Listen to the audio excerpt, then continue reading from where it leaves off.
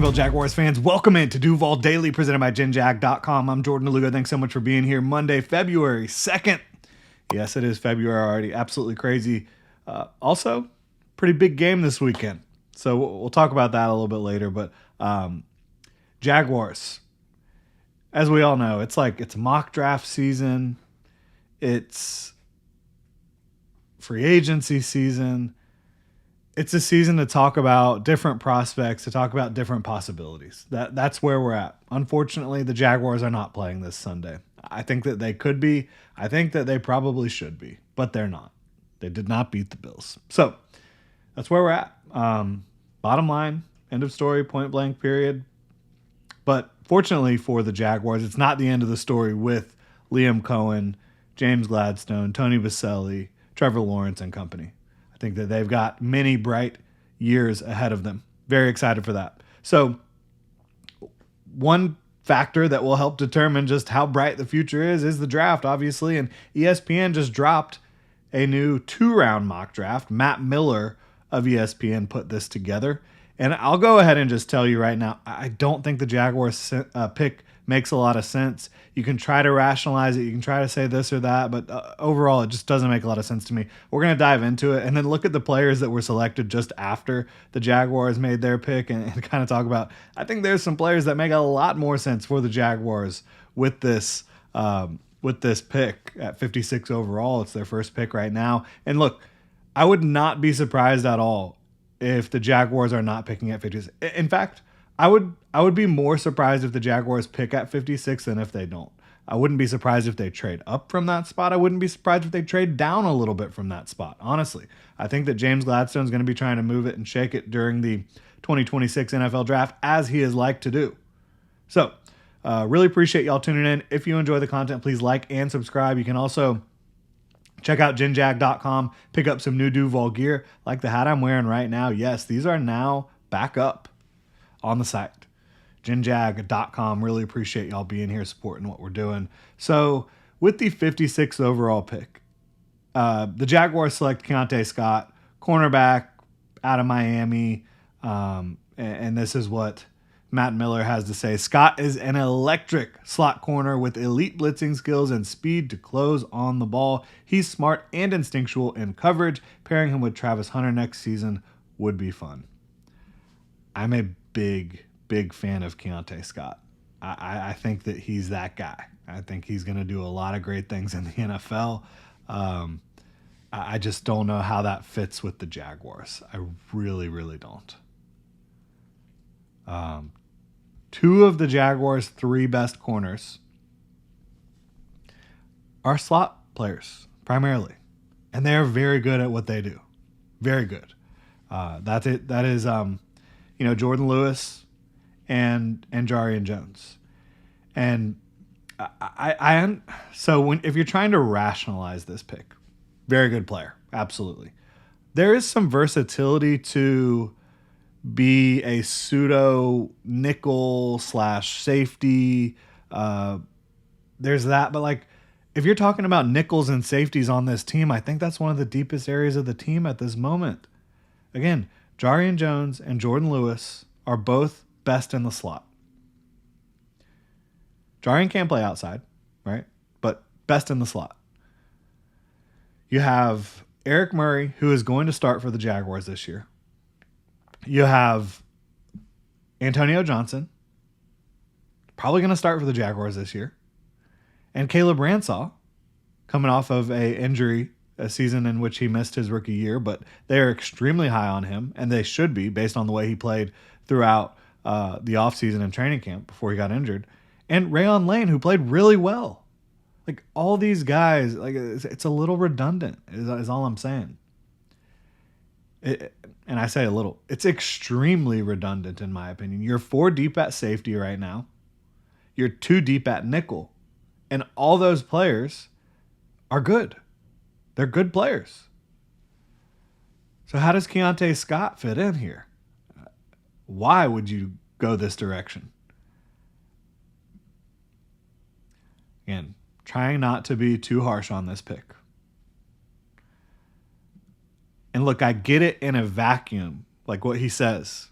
pairing Keontae Scott, who can roam the middle, with Travis Hunter, that could be a very exciting duo in the secondary.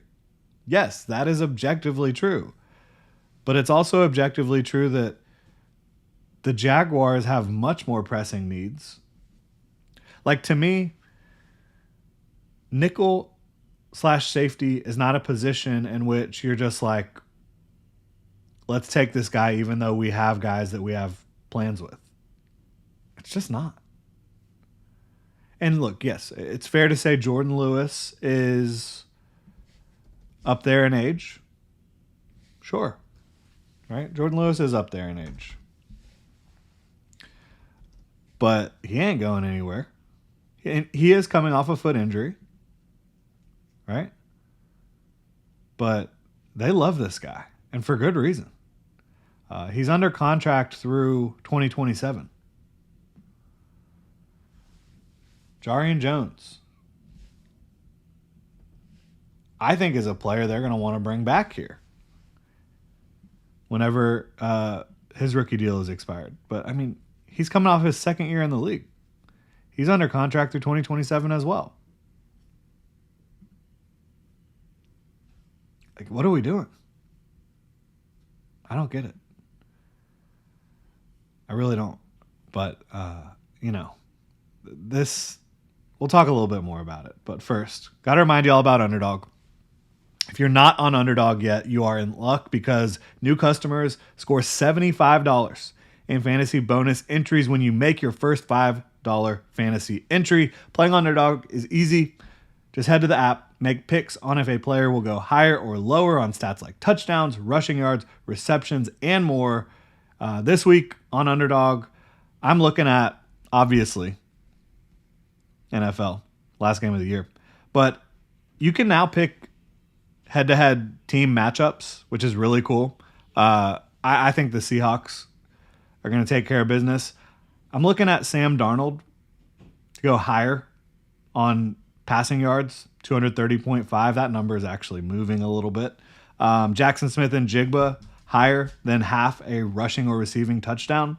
And again, I do like the Seahawks in this game. So just go check out Underdog. What are you waiting for? Download the app today. Use promo code DuvalDaily to score $75 in fantasy bonus entries when you play your first $5 on fantasy. That's promo code DuvalDaily. Underdog, make picks, win money. Must be 18 plus, 19 plus in Alabama and Nebraska, 19 plus in Colorado for some games, 21 plus in Arizona, Massachusetts, and Virginia, and present in a state where Underdog Fantasy operates. Terms apply. See assets.underdogfantasy.com/web/play and get terms _DFS_.html for details. Offer not valid in Maryland, Michigan, New Jersey, New York, Ohio, and Pennsylvania. Concerned with your play? Call 1-800-GAMBLER or visit www.ncpgambling.org. In New York, call the 24/7 Hope line at 1-877-8-HOPE-NY or text HOPE-NY 467-369. Shout out to Underdog Fantasy. If you're supporting them, you're supporting us. So, back to this Keontae Scott pick.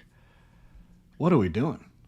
Taking a nickel at 56 when you have nickel players that are really good, when you have safeties that are really good.